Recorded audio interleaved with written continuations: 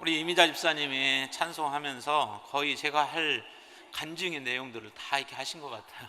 그래서 잘 찬송을 부르셨으면 이미 제 설교는 또 제 간증은 이미 다 들으신 것 같습니다. 목사님께서 오늘 저한테 설교를 맡기면서 그냥 편하게 간증을 나누면 더 좋겠다라고 하시는 그런 제안을 해주셔서 말씀은 간단하게 보겠습니다. 간단하게 보고 제가 지금까지 지나온 날들과 또 제 속에 역사하셨던 하나님의 은혜에 대해서 조금 같이 나누고자 합니다.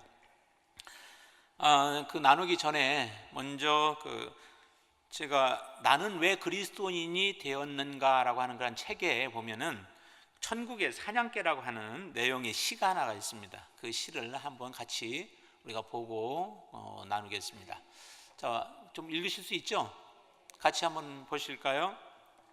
나는 그에게서 도망쳤네. 밤에도 그리고 낮에도 나는 그에게서 도망쳤네. 수많은 세월 동안을 나는 그에게서 도망쳤네. 내 마음속 미궁 같은 길로 그리고 슬픔 속에서도 나는 숨었네. 겉으로는 연이어 웃으면서도 희망에 부풀어 오르다가도 두려움의 골짜기 거대한 우물 속으로 곤두박질 쳐 버렸네.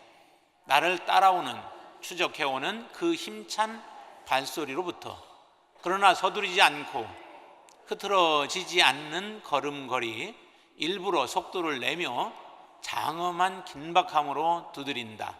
그리고 한 목소리가 두드린다. 발소리보다 더 긴박하게 네가 나를 배반하기에 모든 것이 너를 배반한다.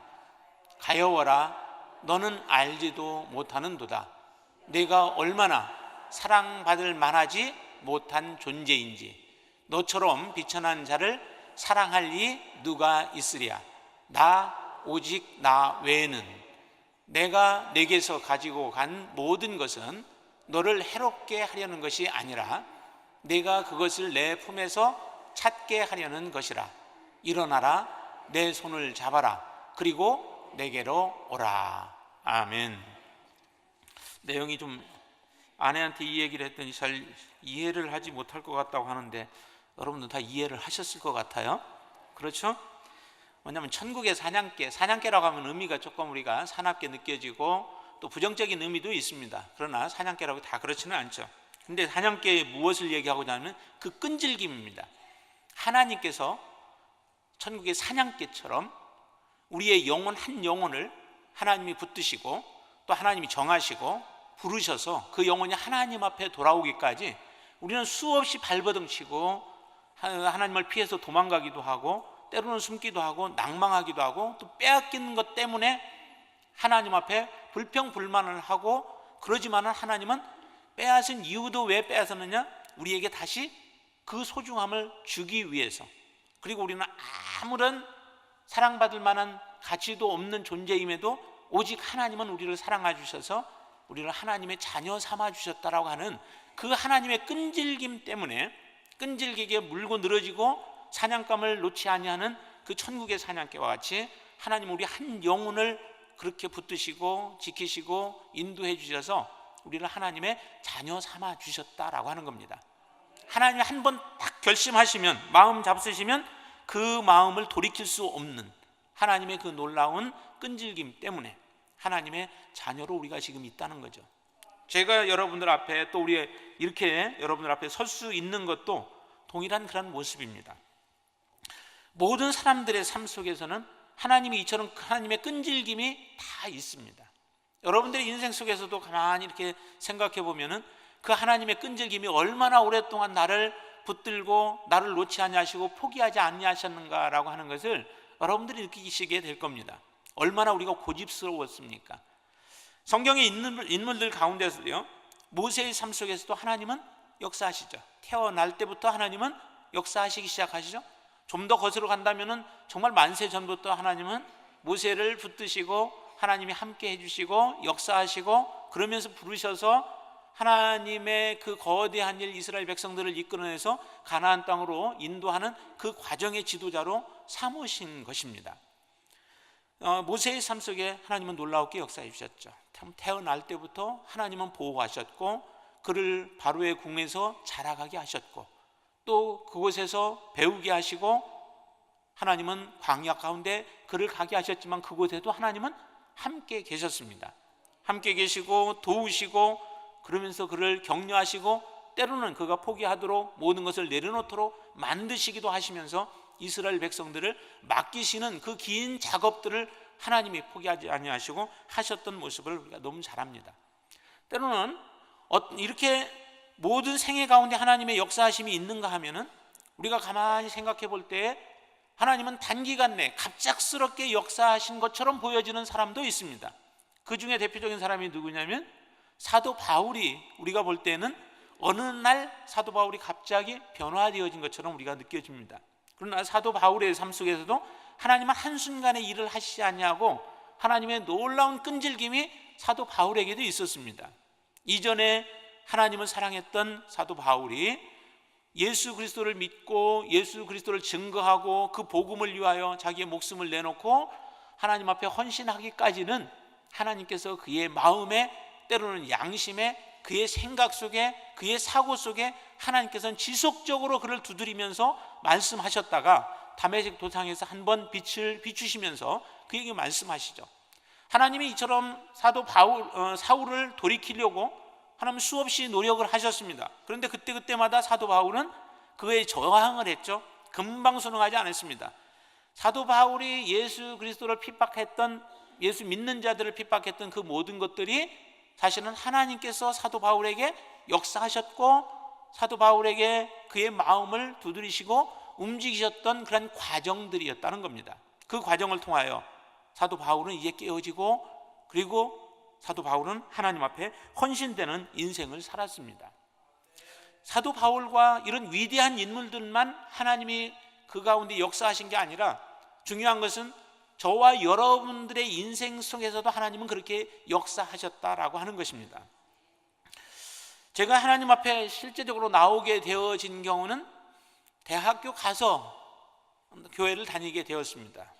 제가 대학교 가서 다니게 됐는데요, 제가 사실 대학교 가서도 처음에는 몰랐죠. 제가 원래 원했던 것은 충남대학교가 아니라 저는 공전을 가고 싶어서, 옛날에 대전 공전이 있었죠. 아시는 분들 알 거예요. 대전 공전이 있었는데 그곳에 가서 저는 일들을 하고 싶었습니다. 그래서 처음에는 그곳에 냈었는데 오히려 거기는 떨어지고 충대로 이제 됐었죠. 그런데 충대에 가서 제가 하나님을 만났습니다.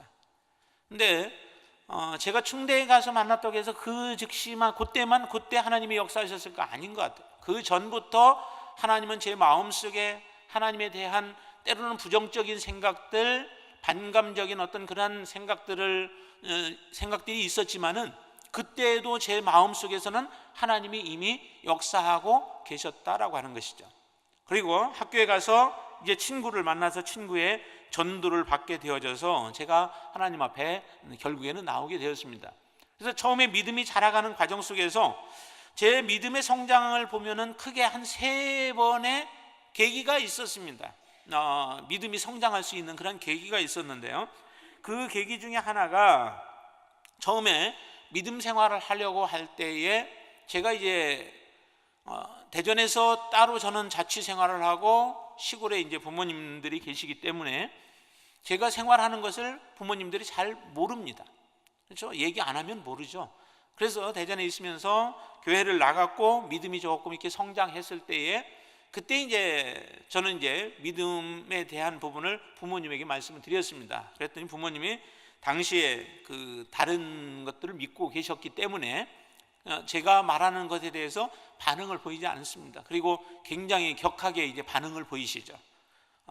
예수 믿는다면은, 내가 예수 믿을 것 같으면 너하고 나하고 관계를 끊자라고 하는 그런 말씀을 할 때 굉장히 서운했습니다. 사실은 어떻게 내가 예수 믿는다고 하는데 그렇게 어떤 극단적인 말을 하실까라고 생각을 했지만, 그런데도 그게 두렵지가 않았습니다. 사실은 오히려 이것만큼은 내가 포기할 수 없는 것이다 라고 하는 분명한 확신을 하나님이 그때 주시면서, 모든 것이 끊어진다 할지라도 나는 하나님을 붙잡겠다라고 하는 그 믿음을 하나님이 당시에 주셔서 그때 담대하게 저는 그런다 할지라도 예수님을 믿겠다, 또 신앙을 갖겠다, 교회를 다니겠다라고 하는 분명한 고백을 했습니다. 근데 그 고백을 하고 나서 제 믿음이 굉장히 성장해 가고 또 하나님만을 온전히 붙잡게 되어지는 그런 마음이 생겨졌습니다.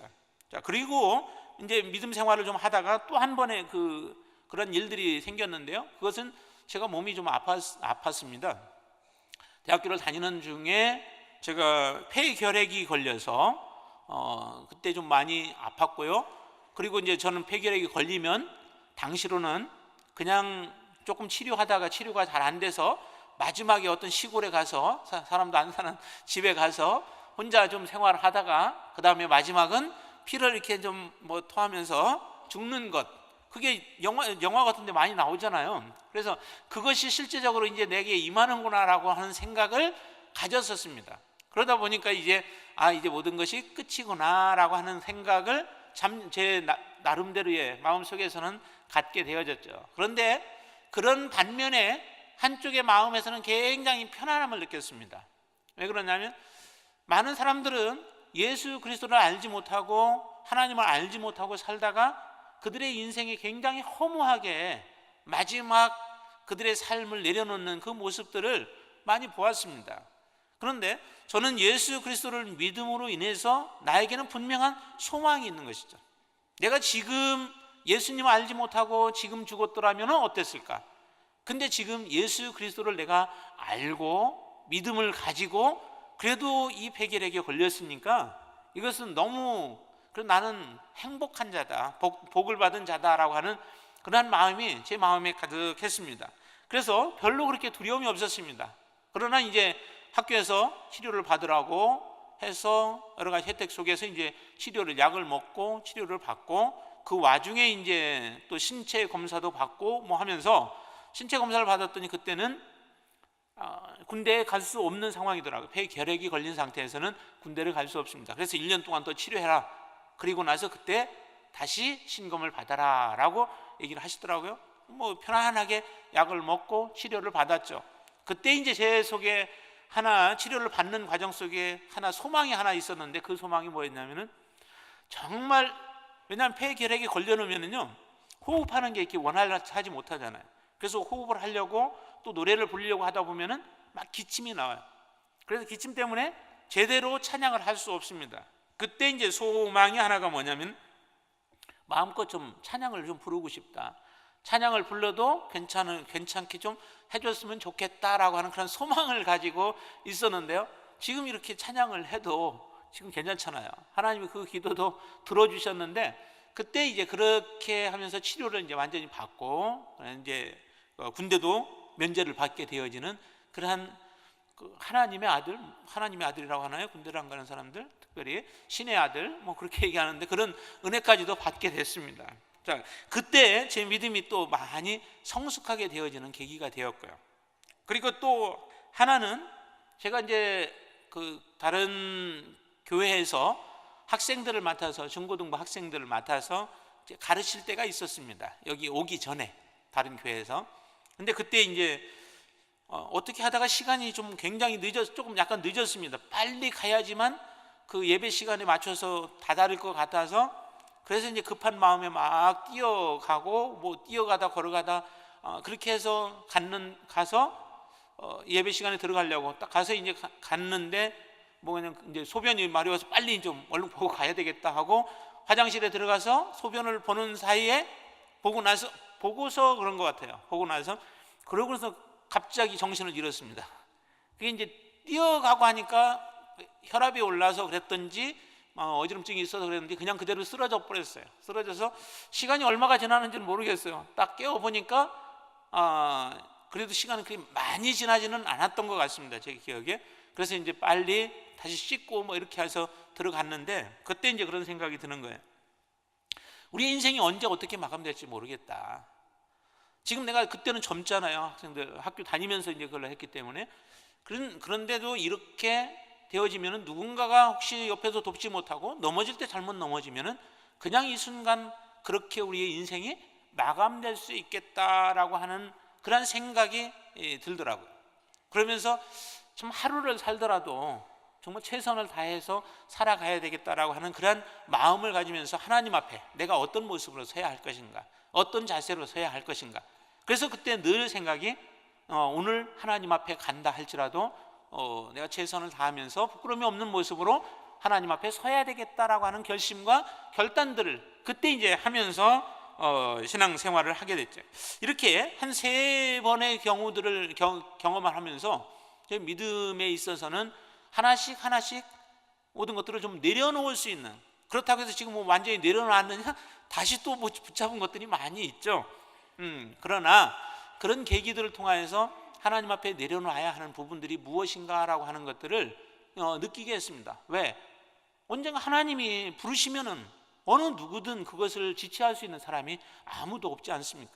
다 내려놔야 하고 그 앞에 순종해야 하는데 주위 움켜쥐려고 하다가 하나님이 그 순간 우리를 내려놓으라고 해서 딱 내려놔 버리면은 정말 어리석은 부자와 같은 모습이 결국 내 인생 가운데 이루어질 수밖에 없겠다라고 하는 생각들이 저희 마음에 찾아오게 되어집니다. 그래서 하나씩 더 내려놓을 수 있는 그런 상태가 되어졌고, 그러면서 이제 신학을 공부하게 되어진 과정은 제가 이제 대학교 다니면서 무엇이 그럼 인생에 가장 소중한가, 귀한가, 무엇을 하는 것이 가장 이 세상에 마지막 살았을 때에 후회 없는 인생이 되어지고 또 잘 살았다라고 그렇게 할 수 있을까라고 하는 생각들에 많이 이렇게 몰두하게 되어졌습니다. 그러면서 제 마음속에 자리 잡는 것은 이제 좀 더 그래도 하나님의 말씀에 대해서 알고자 하는 마음, 그 마음이 제 마음속에 많았죠. 그래서 이제 신학을 결심하게 되었습니다. 그래서 학교 다니면서도 한 3학년쯤부터 이제 진로에 대한 부분들을 묻고 할 때마다 너는 신학을 하고 싶다라고 하는, 그렇다고 해서 제가 목사가 되고 뭐 하고 하는 이런 것을 꿈꾼 건 아니었고요. 좀 더 하나님의 말씀에 대한 부분을 알고 그리고 하나님 앞에 결단을 해야 되겠다라고 하는 생각 속에서 신학에 대한 열망을 가지고 있었습니다. 그때 이제 결단을 했으니까 이제 가서 부모한테 얘기를 해야 되죠. 부모님한테 이야기를 해서 나는 신학을 하겠습니다 했더니 저희 부모님이 굉장히 화를 내셔요. 또 속상해 하셔요. 왜냐하면 저희 시골은 전에 저희 아버님 돌아가셨을 때 오셨던 분들은 조금 아실 텐데 아주 들어가서 시골인데요. 금산, 재원 그 안에 산골, 영동의 그 천태산 바로 뒤쪽에 산 밑에 사는 게 이제 저희 동네입니다. 그래서 가만히 바라보면 이제 하늘만 보이고 다른 것은 보이지 않죠. 그 당시에는 더했습니다. 지금은 그래도 차가 들어가는데요. 그때 제가 금산까지 나오려면은 저희 집에서부터 시작을 해서 또랑을 건너기를 시작하는데 하나, 두 개, 세 개 해서 건너기 시작해서 요리 갔다가 왔다 갔다 하면서 결국 12번의 또랑을 건너야만 재원까지 이제 나오게 되어집니다.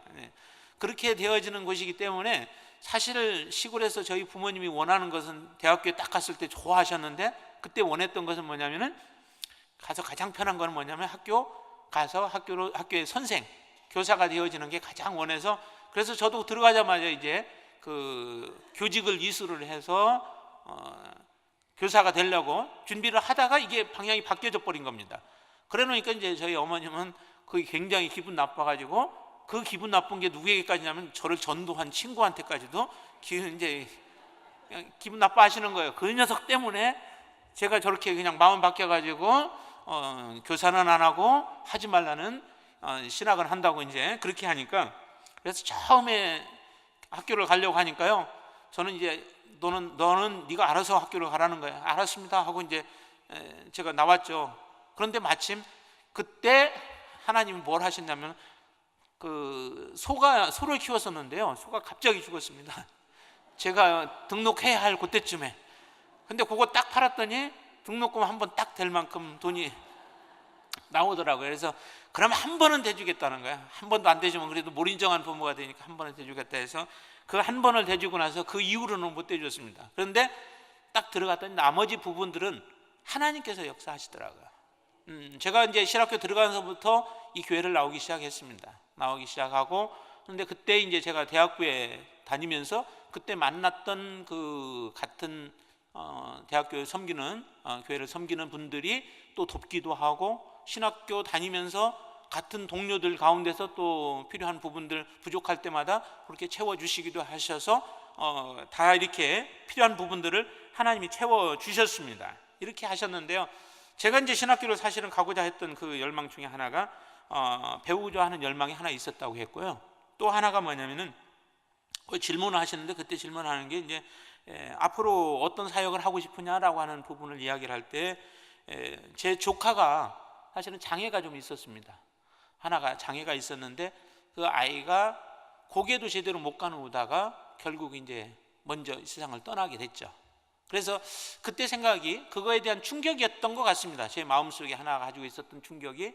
그래서 이제 장애인들, 특별히 그 당시에는 장애인들에 대한 사역이나 이런 부분들이 많이 활성화는 안 되었었죠. 그래서 하나님이 원하시는데 손길이 미치지 못하는 부분이 무엇인가? 그러면 그런 부분들을 내가 조금이라도 좀 섬길 수 있으면 좋겠다라고 하는 소망을 가졌습니다. 그때 이제 그 말씀 중에 하나가 빌립보서 2장 13절의 말씀이었죠. 너희 안에서 행하시는 이는 하나님이시니 자기의 기쁘신 뜻을 위하여 너희로 소원을 두고 행하게 하신다라고 하시는 하나님의 말씀이 제 마음을 이제 사로잡아서 그런 열망 가운데 사실은 신학을 하게 되었습니다. 그래서 신학을 하고 그러면서 이제 교회에 사역을 하게 되었는데, 그때는 초등부 사역과 그다음에 베데스다 사역 장애인 위원회라고 그때 교회가 있었죠. 그래서 90년대 초경에 처음에 우리 강창식 장로님도 위원장으로 섬기셨고, 또 정광열 목사님, 먼저 나가신 정광열 목사님이 처음에 좀 맡아서 하다가 그 부분을 제가 좀 관심이 있어서 그쪽에 섬기다 보니까, 총무로 섬기다 보니까 이제 저한테 그 부분을 맡겨 주셔서 초등부 아이들, 그 아이들을 맡다가 그 다음에 제가 이제 장애인 사역을 맡아서 그때부터 이제 좀 섬기게 되었습니다. 우리 교회가 그런 장애인 사역을 시작하면서부터 사실은 이제 집을 찾아가서 장애인들 한 사람 한 사람, 가정에 있는 사람들을 찾아가서 면담도 하고 부모님들 만나기도 하고, 그래서 장애인들을 우리 교회로 한 분 한 분 봉사자들과 함께 많은 수고를 해주시고 옆에서 섬기는 분들이 그때 또 많았습니다. 참 사실은 그분들의 도움을 통해서 교회가 장애인들을 섬기는 그런 사역들이 시작이 되어졌고, 그들이 말씀이 들어가고 믿음이 들어가면서 한 분 한 분 참 다른 사람들이 바라볼 때에도 본이 되어지고 또 도전이 되어지는 그러한 장애우들이 참 많았습니다. 저도 장애인 사역을 하면서 저에게 더 큰 도움이 되었죠. 사실 다른 사람이 볼 때는 섬기는 모습이지만 제가 그들 한 사람 한 사람을 대하면서 그 안에서 하나님의 역사하심을 보고 하나님께서 그들로 인하여 기뻐하시고 그들이 소망을 가지고 믿음 안에 살아가는 그 모습들을 보면서 저에게는 더 큰 도전이 되어졌습니다. 지금 우리 장애우들 보면은 굉장히 참 열심히잖아요. 저보다도 더 큰 믿음을 가지고 살아가는 것 같아요, 옆에서 볼 때. 그래서 그분들의 모습을 볼 때마다 저에게 더 큰 이제 지금도 도전이 되어지고 있는데요. 그때 믿음 생활했던 분들, 지금도 이제 열심히 하시는 분들이 있지만 먼저 이 세상을 떠나신 분들이, 믿음 안에 떠나신 분들이 참 있습니다. 그분들을 생각하면은 지금도 그냥 마음이 좀 찡해요. 왜냐하면 우리 홍범 형제라든지 치훈 형제, 또 뭐 재문 형제, 우리 이덕용 집사님 같은 경우, 또 우리 김덕부 집사님이라든지 여러분들이 주변에 있다가 섬기던 분들이 저보다 나이는 또 젊은 사람들인데도 먼저 하나님 앞에 간 분들이 참 많아요. 그래서 그분들을 생각할 때마다 좀 아직도 그냥 생생하고 그때 일들이 그대로 이렇게 떠오르는데 마음이 아픕니다. 그런데 그들이 믿음 안에서 살았고 믿음으로 마지막까지 걸어가는 그 모습을 통해서 우리에게는 굉장히 큰 도전이 되어졌고요, 우리 성도들에게도 오히려 장애우들이 이렇게 있었던 것이 굉장히 우리의 신앙에 큰 유익이 되었을 줄로 믿습니다. 그렇게 이제 섬기면서, 그러면서 이제 제가 이제 어른들 사역으로 옮기게 되어졌죠. 왜냐하면 제가 어른 사역을 하게 되어진 그 배경 중에 하나도 뭐냐면은 제가 이제 계속 그곳에서 하고 싶은 마음은 있었는데 또 그러다 보니까 같이 섬기는 분들도 또 섬길 수 있는 기회들을 줘야 하는데 그런 기회들을 제가 뺏는 것 같아서 조금 그런 부분도 있어서 이제 그쪽은 같이 함께 사역했던 분들에게 이제 맡기고, 그리고 제가 이제 장애인 어른들 사역으로 제가 또 하게 되었습니다. 섬길 수 있는 기회가 주어졌습니다. 근데 이제 섬기다 보니까 또 어르신들도 이제 한 분 한 분 더 정이 들어가고, 또 그 어르신들의 사랑으로 인해서 제가 지금 여기까지 사실은 나왔는데요, 그 사랑들을 생각해 볼 때 너무도 참 저는 마음에 큰 사랑의 빚을 졌습니다. 어느 어르신은 그렇게 얘기를 합니다. 이제 몸이 편찮으셔가지고 교회를 한참 동안 이제 못 나오시고 계시는 분도 계셔요. 그런데 한번 찾아갔더니 그분이 하시는 얘기가 남은 생에, 그리고 만약에 혹시라도 죽더라도 그 장례를 좀 맡기고 싶었는데 이제 떠난다고 하니까 그것이 아쉬워가지고 눈물을 흘리시는데, 저도 참 그게 마음이 아프더라고요. 왜냐하면 이제 저도 계속 섬길 줄 알고 혹시라도 그러면은 마지막까지 좀 그렇게 모시겠다고 하셨는데, 갑자기 이제 또 저도 이런 떠난다는 얘기를 할 수밖에 없는 그런 상황이어서 그랬는데요. 참 너무도 저도 아쉽고 서운하지만, 그러나 이제 하나님께서 이끄시기에, 또 하나님이 부르시기에 갈 수밖에 없는 그런 상황이어서 아쉬움을 때로는 뒤로 하고 갈 수밖에 없습니다. 그 집사님의 눈물과 기대와 바람을 잊지 않고 제가 해야 할 부분은 이제 더 열심으로 여러분들에게서 받은 그 사랑, 또 여러분들을 통해서 제가 배운 그런 교훈들을 통해서 더 잘 섬기는 것이 이제 제가 해야 할 사역인 것 같습니다. 왜냐하면 우리가 다 그렇지 않습니까? 부모들이 자녀들을 사랑하는데 자녀들이 부모를 다 사랑할 수 없죠. 그래서 자녀들은 자기의 자녀들을 사랑할 수밖에 없는 겁니다. 여러분들로부터 받은 그 놀라운 많은 사랑들, 큰 은혜들을 제가 받고 그 사랑의 힘으로 이제 저는 또 다른 사람들을 섬겨야 할 자들을 섬길 수밖에 없을 것 같습니다.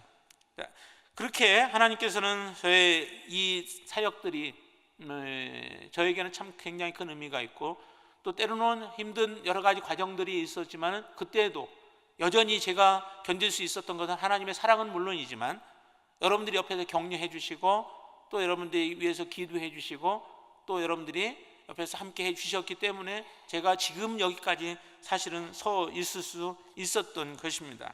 이런 부분들을 생각하면서 오늘 저는 그 본문 말씀처럼 로마서 8장 28절로 30절의 말씀처럼 모든 것이 합력하여서 선을 이룬다라고 하는 하나님의 말씀에 대해서 너무도 우리가 잘 알죠. 근데 그거는 모든 것이라고 하는 것은 항상 좋은 것만이 아닙니다. 좋은 일들만 와야 그게 합력해서 선을 이루는 게 아니라, 때로는 내가 원치 아니하는 그런 것들이 내 앞에 있다 할지라도 그것까지도 하나님은 다 합해서 하나님의 온전한 뜻, 하나님의 계획을 이루어가게 하신다라고 하는 부분에 대해서 저는 확신을 갖게 됐습니다. 그거는 전 인생을 통해서 제가 배우는 부분이죠. 근데 여러분들의 삶 속에서 그럴 겁니다. 근데 모든 것이 합력하여 선을 반드시 이루려면은 반드시 전제로 주어진 부분이 있습니다. 그 부분이 뭐냐면은 첫 번째는 하나님을 사랑하는 자라는 거죠. 우리의 마음속에, 여러분들의 마음속에 하나님을 사랑하는 마음이 있으신가요? 있으시죠? 정말 풍성하실 겁니다. 하나님을 사랑하는 자에게는 모든 것이 합력하여서 선을 이루신다는 겁니다. 그리고 또 하나는 하나님이 그들을 부르신다는 거죠. 하나님을 사랑하는 자, 그거는 서로 동전의 양면과 같을 수 있습니다. 무엇이 먼저인지는 우리가 잘 분간하기 어렵겠지만은 하나님의 뜻대로 부르셨을 때 하나님의 사랑이 다시 따라올 수 있겠죠, 사실은. 그래서 하나님의 그의 뜻대로 우리를 부르신 사람들은 모든 것이 그들의 삶 속에 일어나는 모든 것들이 합하여 선을 이루신다, 하나님의 뜻이 나타난다라고 우리에게 말씀하고 있습니다. 그래서 하나님의 뜻대로 부르심을 입고 하나님을 사랑하는 자인 우리들의 삶 속에서는 모든 것들이 다 합력해서 온전한 하나님의 선한 뜻을 이루어 가신다라고 하는 분명한 확신을 여러분들도 가지시기를 바랍니다. 그런데 하나님이 왜 그럼 우리를 부르셨을까?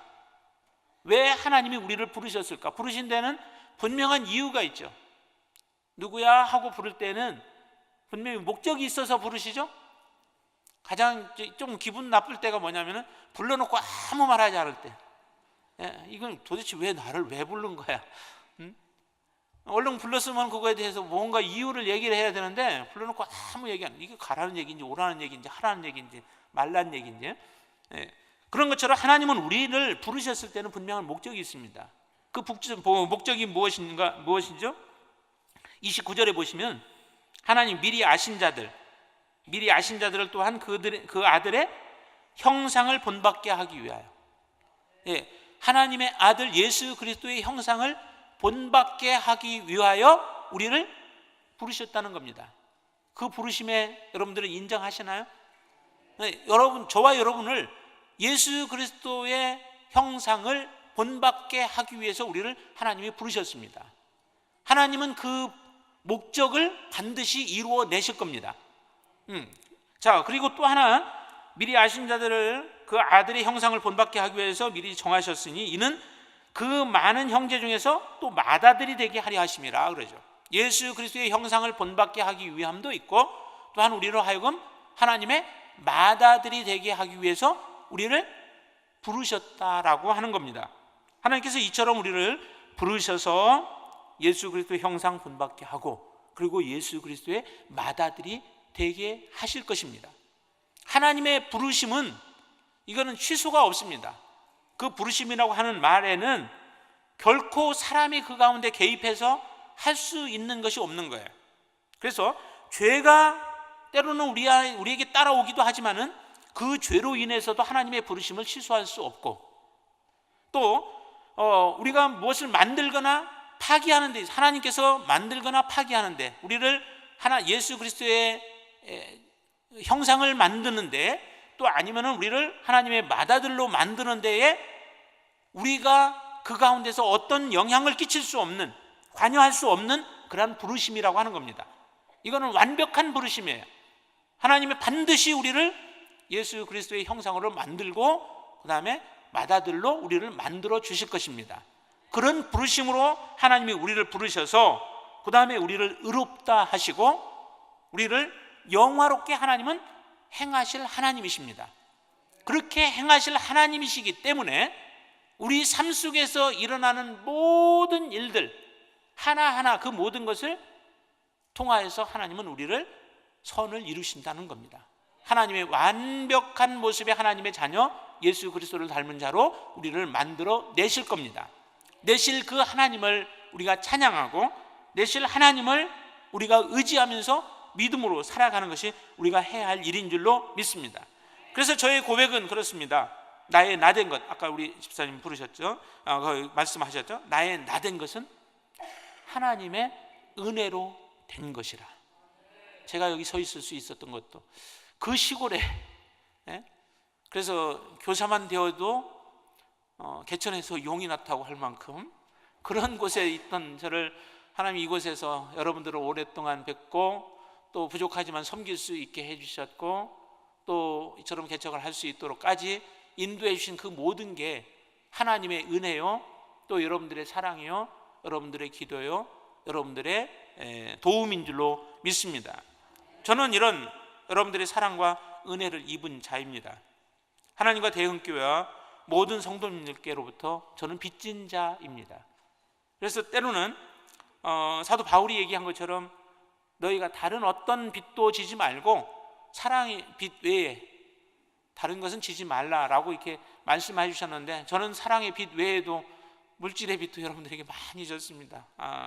여러분들이 도와주셔서 또 헌금해 주셔서 사랑으로 정말 얼마나 귀하고 소중한 것인지, 근데 제가 다 이렇게 연락도 못 드렸습니다. 주신 분들 가운데 어떤 분들을 다 드리지도 못했는데, 여러분들로부터 너무도 큰 사랑, 소중한 사랑, 또 귀한 사랑, 그런 사랑을 좀 받았고요.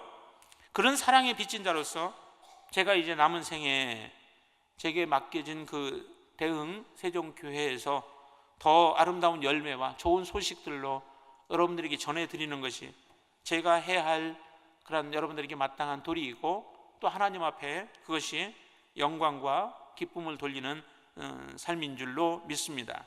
그래서 여러분들의 후원에 더욱더 제가 힘있게 맡은 사역들을 감당할 수 있도록 한 가지 더 부탁을 드린다면 기도의 부탁을 여러분들에게 드리고 싶고, 그래서 사도 바울도 기도는 부탁을 드렸죠, 마음껏. 그래서 저도 여러분들에게 그 기도의 부탁을 드리면서 앞으로 제 사역을 통하여 많은 영광이 나타날 수 있도록, 그리고 제가 오늘 말씀과 같이 사도 바울이 복음에 매여서 또 십자가만을 증거하고 자기의 목숨을 예수 그리스도를 증거하는 그 일을 위하여 다 드리는 데 있어서는 마치 하나님에는 자기의 생명조차도 조금도 아까워하지 않냐고 드렸던 것과 같이 그렇게 하나님 앞에 헌신된 모습으로 살아가면서 하나님의 영광을 드러내는 그런 하나님의 사역자가 되고 싶습니다. 그래서 그렇게 되기 위해서는 여러분들이 더 많이 저를 위해서 기도해 주시기를 바랍니다. 그래서 저는 기도 제목 몇 가지를 좀 부탁을 드리고 마치고자 합니다. 우리 함께 같이 기도해 주실 부분들이, 먼저는 교회와 우리 조경 목사님 통해서 참 저는 너무도 많은 것들을 많이 받았습니다. 그렇기에 대흥교회와 우리 담임 목사님을 위해서 또 말씀, 기도, 성령의 공동체로 하나님의 영광이 되는 교회가 되도록, 또 말씀이 살아있는 그런 우리 대흥교회가 되어지도록 성령이 역사하는 교회와 우리 목사님 위해서, 그리고 목사님 지금 집회, 오늘까지 몰라도 집회 저녁까지 하실 텐데요. 그래서 목사님 집회를 통해 많은 영혼들이 하나님 앞에 온전한 모습으로 설 수 있도록 그렇게 기도해 주시고, 또 대흥 세종교회와 저를 위해서는 예수님의 심장으로 사역하는 그런 주의 종 될 수 있도록, 또 오직 예수 그리스도만 나타나고 증거하는 사역자가 될 수 있도록, 오직 말씀과 기도로 무장해서 성령의 능력으로 사역하는 교회가 되도록, 그리고 오직 하나님의 통치와 주권 가운데 복음만이 선포되어지는 그런 교회가 되어질 수 있도록 여러분들이 기도해 주시기를 바랍니다. 우리 잠깐 같이 기도하고 우리 목사님 나오셔서 축도해 주시겠습니다. 아버지 하나님, 하나님 앞에 저희들이 서서 주님을 의지하며 믿음으로 주님 앞에 나아갑니다. 하나님, 부족하지만 하나님께서 붙들어 주시고 지켜주시고 함께해 주신 것 감사합니다. 하나님, 정말 부족한 종이 이제 지금까지 걸어온 모든 과정 속에서도 하나님의 역사하심 속에 살아왔습니다. 하나님의 돌보심이 아니었고는 아무것도 할 수 없었고 아무것도 될 수 없는 자였습니다. 그런데 하나님의 끈질긴 사랑과 하나님의 은혜와 하나님의 돌보심과 하나님의 역사하심으로 하나님이 이 자리까지 왔습니다. 하나님, 이제 하나님이 말씀하여 주셔서 이제 나아가 복음을 증거하는 일들, 또한 대흥 세종교회를 통하여서 하나님이 하실 일들을 바라보면서 하나님 앞에 맡깁니다. 하나님 역사해 주시고 하나님 도와주시옵소서. 무엇보다도 모든 것이 합력하여 선을 이루시는 하나님의 놀라운 역사를 보며 하나님이 부족한 나이지만 예수 그리스도를 닮게 하시고 예수 그리스도의 형상으로 저희들을 만드시고 또한 마다들이 되게 하여 주시기 위하여 하나님 우리를 의롭다 하시고 영화롭게 하시는 하나님의 놀라운 역사를 우리가 믿음으로 받아들이게 하여 주시어서 하나님의 은혜 가운데 살아가는 자로 저를 세워 주시기를 원합니다. 아버지 하나님, 지금까지 역사하시는 하나님의 놀라운 은혜뿐만 아니라 앞으로 하나님을 의지하며 더 하나님 앞에 엎드리는 사역자로 주님 앞에 서게 하여 주시옵소서. 말씀 붙잡게 하여 주시고 말씀에 매여 살게 하여 주시며 복음 사랑하게 하여 주시어서 복음의 증거자가 되게 하여 주시고 또한 십자가만 증거하는 자가 되게 해 주실 뿐만 아니라 하나님 말씀 앞에 늘 무릎을 꿇고 기도로 살아가게 하여 주시고 성령의 역사하심이 부족한 종 가운데 나타나게 해 주셔서 저는 가리워지고 오직 예수 그리스도만 드러나는 생애로 주님이 인도하여 주시옵소서. 하나님이 행하실 놀라운 일들을 기대합니다. 하나님 역사하여 주시옵소서. 그동안 너무도 많은 큰 사랑과 은혜들을 우리 사랑하는 집사님들과 사랑하는 성도님들 통하여서 받았습니다. 하나님, 이 사랑을 어떻게 다시 갚을 길은 없으나 그러나 아버지 하나님, 만나는 사람들마다 또 세종에 가서 많은 사람들을 섬기는 가운데서 하나님의 사랑을 증거하고 전할 수 있고 또한 드러낼 수 있게 도와주시고 예수의 영광을 드러낼 수 있도록 하나님 그렇게 사용하여 주시옵소서. 그렇게 하나님 앞에 늘 무릎을 꿇으며 하나님의 영광을 드러내며 사랑을 받은 만큼 또 사랑할 수 있는 귀한 은혜도 허락하여 주시옵소서.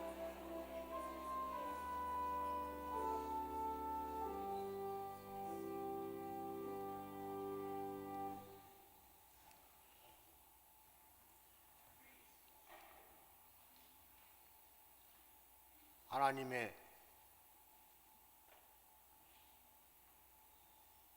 영혼을 사랑하는 뜨거운 마음으로 우리 강 목사님을 오늘날까지 대흥재단에서 주님의 귀한 복음 사역에 귀하게 쓰신 하나님, 앞으로 이 세종 대흥교회를 개척하는 우리 강 목사님 위에 하나님이 함께하여 주셔서 우리 강 목사님을 성령의 사람으로 예수 그리스도의 사랑을 전하는 예수 그리스도의 뜨거운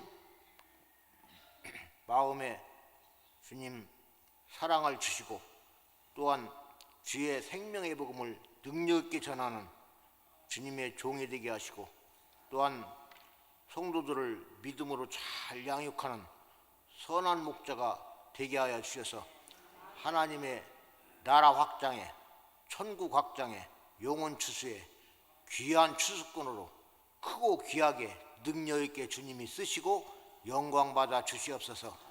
이와 같은 소원을 가진 우리 강 목사님과 또한 오늘 수요 예배에 참여한 모든 성도들 위해 하나님 아버지의 극진하신 사랑하심과 친히 이 땅에 오셔서 우리의 죄악을 담당하시고 우리의 영혼들을 구원해 주신 그리스도의 뜨거우신 은혜와 성령님이 우리 심령에 들어오셔서 우리를 진리 가운데로 하나님 말씀 가운데로 하나님의 천국의 귀한 장소로 우리를 이끌어 주시는 성령님의 놀라운 은혜가 오늘 강 목사님과 이 수요 예배에 참여한 모든 성도들 위해 영원토록 함께 하시옵기를 우리 주 예수 그리스도 이름으로 간절히 축원을 드립니다. 아멘.